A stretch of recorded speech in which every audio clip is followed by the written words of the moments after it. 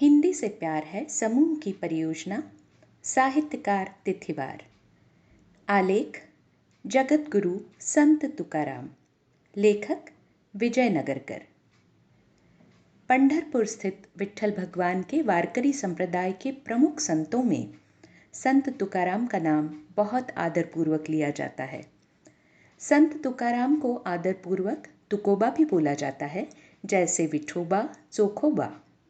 अंतिम शब्द बा अर्थ आदरवाचक बाबा, बाप के अर्थ में जोड़ा जाता है। हर वर्ष आषाढ़ी एकादश को विट्ठल भक्त पैदल यात्रा करते हैं, जिन्हें वारकरी संबोधित किया जाता है। वारकरी संप्रदाय के घोषवाक्य में संत ज्ञानेश्वर के साथ संत तुकाराम का नाम किसी भी कीर्तन, प्रवचन अथवा धार्मिक कार्यक्रम में उद्घोषित किया जाता है। पुंडलीक वरदा हरि विठ्ठल श्री ज्ञानदेव तुकाराम पंढरीनाथ महाराज की जय। जब हिंदुस्तान पर विदेशी शक्तियों का आक्रमण हुआ, मंदिर पूजा स्थलों को तोड़ा जा रहा था, मूर्तियां ध्वस्त की जा रही थीं, हजारों वर्षों की धर्म श्रद्धा पर कुठाराघात होने लगा था, तब महाराष्ट्र की भूमि पर भागवत धर्म की ध्वजा संत ज्ञानेश्वर, एकनाथ, नामदेव और तुकाराम ने जनमानस में फहराई थी। संत कृपा झाली इमारत फळा आली, ज्ञानदेवे घातला पाया उभारिले देवालया, नामातयाचा किंकर तेणे केला हा विस्तार, जनार्दन एकनाथ खांब दिला भागवत, तुका झालासे कळस भजन करा सावकाश, बहेणी फडकते ध्वजा निरूपण आले उजा। संत तुकाराम की शिष्या बहिणाबाई। अर्थात संत कृपा से भागवत धर्म भवन निर्मित हुआ। ज्ञानदेव ने नींव रखी, मंदिर स्थापित किया। नामदेव ने कंकर होकर विस्तार किया। जनार्दन एकनाथ हुए स्तंभ, तुकाराम हुए कलश। एकाग्र होकर शांत चित्त से भजन करें। बहिणा हुई ध्वज, प्रवचन हुआ प्रासादिक। संत तुकाराम को महाराष्ट्र की संत परंपरा में भागवत धर्म का कलश माना गया है। भक्त भगवान के दर्शन करने से पहले प्रथमतः कलश का दर्शन करते हैं। संत तुकाराम का जन्म पुणे जिले के देहू गांव में ईस्वी सन 1608 में हुआ था। पिता का नाम बोल्होबा बालोबा बावा, माता का नाम कनकाई है, उपनाम अंबिले मोरे।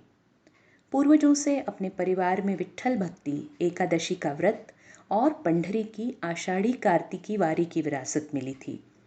सुख संपन्न किसान परिवार में महाजनी, साहूकारी और व्यापार उद्यम था। तुकाराम महाराज सुसंस्कृत और प्रतिष्ठित परिवार के सदस्य थे। उनके साहित्य में संस्कृत, पतंजलि योग और प्राकृत ग्रंथों के अनेक उदाहरण मिलते हैं। परिवार में पूर्वजों द्वारा स्थापित पांडुरंग मंदिर के कारण उन्हें कम उम्र में ही वहां होने वाले दैनिक भजन, कीर्तन और पुराणों का संस्कार प्राप्त हुआ था। 1630-31 में महाराष्ट्र में भीषण अकाल पड़ा। व्यापार उद्यम बंद हुआ, परिवार कर्जदार बन गया, लोगों से गाली गलौज होने लगी। इसलिए उन्होंने भगवान के सामने आत्मसमर्पण कर दिया। बचपन से ही अध्यात्म के संस्कार जागृत हुए और वे आध्यात्म के मार्ग पर सक्रिय हुए। पढ़ने की ललक शुरू हो गई, वे एकांत में रहने लगे। देहू के आसपास सह्याद्री के कई खूबसूरत पहाड़ हैं। उनके पास जाकर वे पठन, ध्यान, चिंतन में लीन रहने लगे। वे देहू के उत्तर में भामनाथ या भामचंद्र पहाड़ी पर एक गुफा में बस गए। यहीं पर उन्होंने गीता, भागवत, ज्ञानेश्वरी, एकनाथी भागवत, नामदेव की गाथा, योग वशिष्ठ, रामायण, दर्शन आदि का अध्ययन किया। परिवार की मोह माया से दूर रहने लगे। उन्हें संतों और हरिभक्तों की संगति मिल रही थी। जिस तरह उत्तर भारत में संत कबीर की रचनाओं में सामाजिक कुरीतियों, अंधश्रद्धा और ढोंग पर प्रहार किया गया, उसी तरह संत तुकाराम की रचनाओं में क्रांतिकारक और समाज को जागरूक करने का भाव पाया जाता है। संत तुकाराम की भक्ति रचनाओं में समृद्ध लोक भाषा की मिठास, अनुभवजन्य प्रसंग और गहन आध्यात्मिक विचार अत्यंत सरल सहज भाषा में प्रकट होते हैं। उनकी रचनाओं की लोकप्रियता मौखिक परंपरा के अनुसार सभी भागवत धर्मीय वारकरी पंथ में दृष्टिगोचर होती है। तुकाराम कृत गाथा का मुख्य आधार सर्वसाधारण आमजन की भाषा है। मराठी अभंग का अर्थ वह काव्य जिसका कभी भंग नहीं होता, जो चिरंजीव कालातीत रचना है। मराठी भक्ति साहित्य में अभंग की परंपरा संत तुकाराम द्वारा सबसे ज्यादा लोकप्रिय हुई है। समाज में व्याप्त कुरीतियों, अंधश्रद्धा, जाति भेद, वर्ण अभिमान का सभी संतों ने विरोध किया है। संतों के विचारों का विरोध तत्कालीन जाति बांधव सनातनी ब्राह्मणों ने किया। संत तुकाराम के जीवन में उनके विरोधी मंबाजी रामेश्वर भट्ट ने भी बाधा उत्पन्न की थी। एक किंवदंती के अनुसार रामेश्वर भट्ट का कहना था कि तुकाराम जन्म से ब्राह्मण नहीं थे, इसलिए वेदों का ज्ञान देने का उन्हें अधिकार नहीं है। इसलिए उन्होंने गाथा इंद्रायणी नदी में विसर्जित करने का जलदंड दिया था। माना जाता है कि 13 दिवस उपवास करने के बाद तुकाराम की विसर्जित गाथा स्वयं इंद्रायणी देवी ने पुनः सुपुर्द की थी। रामेश्वर भट्ट कुछ दिनों के बाद संत तुकाराम के शिष्य बन गए। वे तब से संत तुकाराम को जगत गुरु उपाधि से संबोधित करने लगे। संत तुकाराम की गाथा की लोकप्रियता सुनकर छत्रपति शिवाजी महाराज ने उनकी भेंट पुणे के एक कीर्तन कार्यक्रम के दौरान हुई। शत्रु की नज़र छत्रपति शिवाजी पर थी। जान जोखिम में डालकर उन्होंने संत तुकाराम से भेंट की। इस भेंट के दौरान उन्होंने संत तुकाराम को स्वर्ण मुद्रा, आभूषण आदि संपत्ति नजर की। तब संत तुकाराम ने उस नजराने को मृत्तिका समान मानकर सविनय पूर्वक नामंजूर किया। इस संबंध में उन्होंने लिखा है कि आता पंढरी राया येथे मज गोविसी कासया, आम्ही तेणे सुखी म्हणा विठ्ठल विठ्ठल मुखी, तुमचे ये रते धन ते मज मृत्तिके समान। हे पंढरीनाथ, अब मुझे इस मोह में क्यों डाल रहे हो? हम तो विठ्ठल विठ्ठल नाम स्मरण में सुखी हैं। आपके लिए यह धन है, लेकिन मेरे लिए यह मृत्तिका समान है।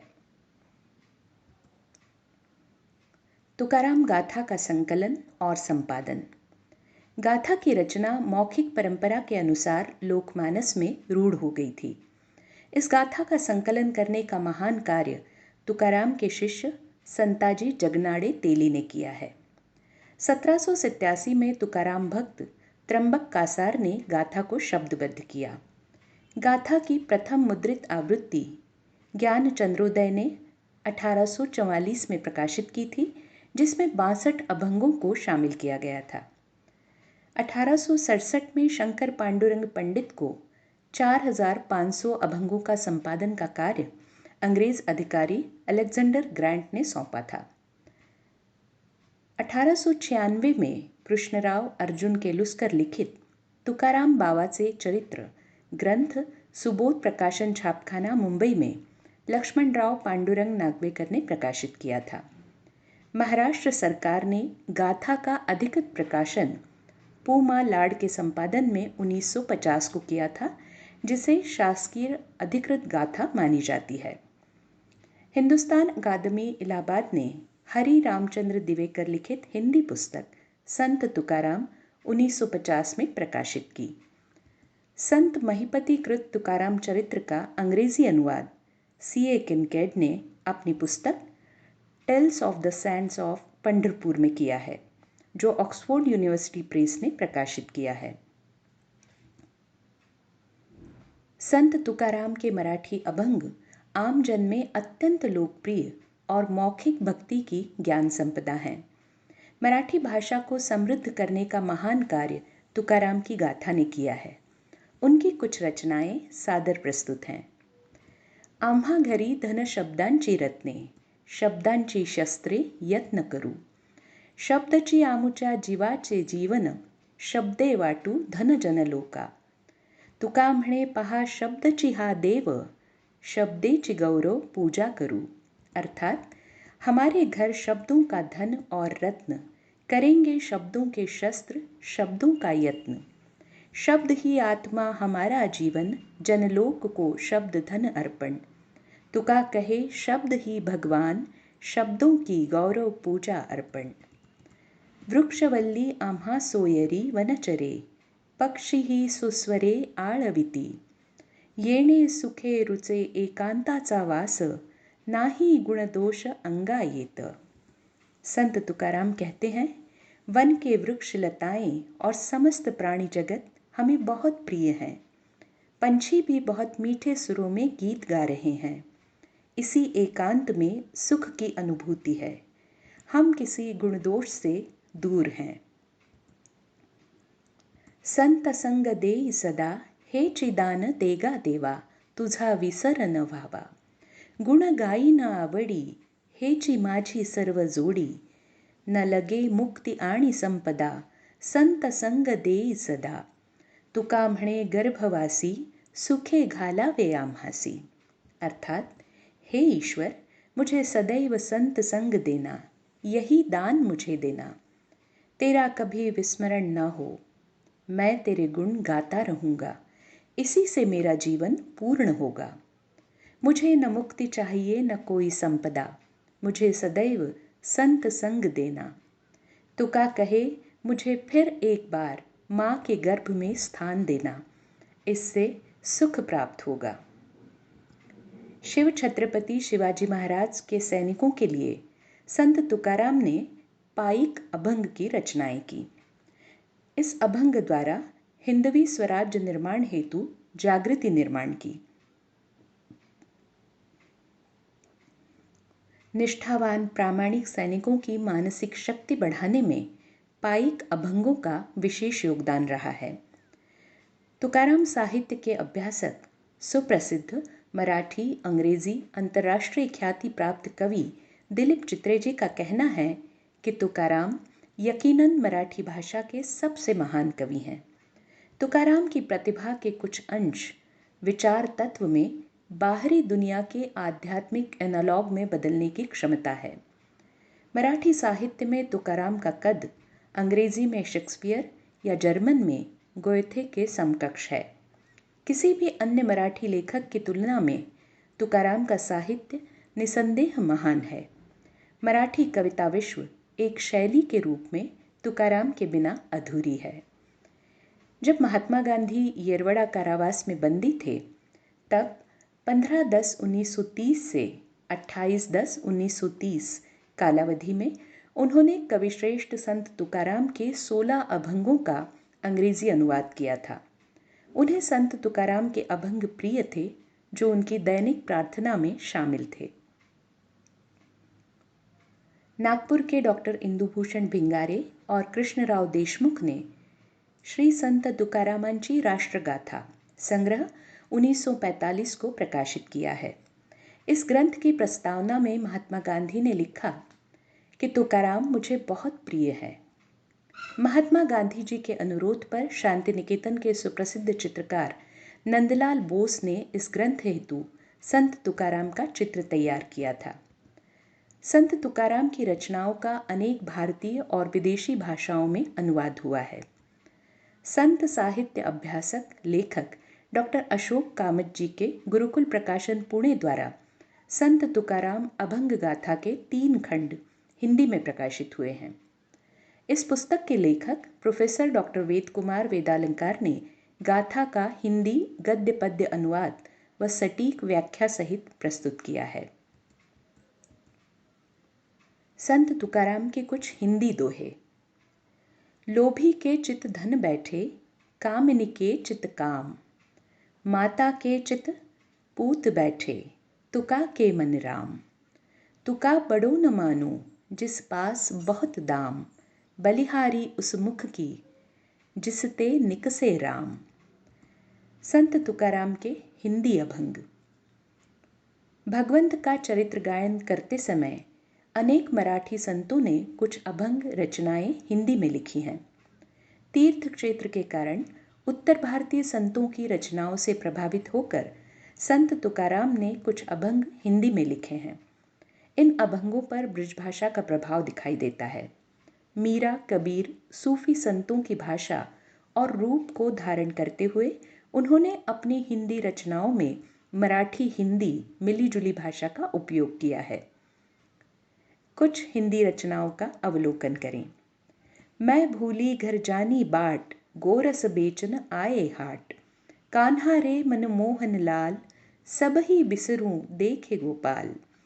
कहाँ पग डारूं देख अनेरा, देखें तो सब वो ही न घेरा। हूँ तो थकित भैर तुका, भागा रे सब मन का धोखा। हरि बिन रहिया न जाए जिहिरा, कब की ठाड़ी देखे राहा। क्या मेरे लाल कवन चुकी भई, क्या मोहि पासिती बेर लगाई। कोई सखी हरि जावे बुलावन, बार ही डारूं उस पर तन। तुका प्रभु कब देखे पाऊं, पास आऊं फेर न जाऊं। वारकरी संप्रदाय में मान्यता है कि संत तुकाराम सदेह वैकुंठ की ओर प्रस्थान कर गए थे। यह दिन था शके 1571, फाल्गुन वद्य द्वितीया, 9 मार्च 1650। इस दिन को तुकाराम बीज के नाम से मनाया जाता है। इसी दिन भक्तों से विदा होते समय संत तुकाराम ने भावुक होकर कहा था, आम्ही जातो आपुल्या गावा, आमचा राम राम घ्यावा। तुमची आमुची हेची भेटी, येथुनिया जन्म तुटी। आता असो द्यावी दया, तुमच्या लागतसे पाया। येता निजधामी कोणी, विठ्ठल विठ्ठल बोला वाणी। रामकृष्ण मुखी बोला, तुका जातो वैकुंठाला। अर्थात हम अपने गांव जा रहे हैं, सभी को मेरा राम राम। अब इतना ही सहवास, जन्म का बंधन टूटेगा। आपका स्नेह बना रहे, चरण स्पर्श। निज धाम आते ही अब वाणी बोले विठ्ठल विठ्ठल। मुख से बोलो राम कृष्ण, तुका करे वैकुंठ गमन।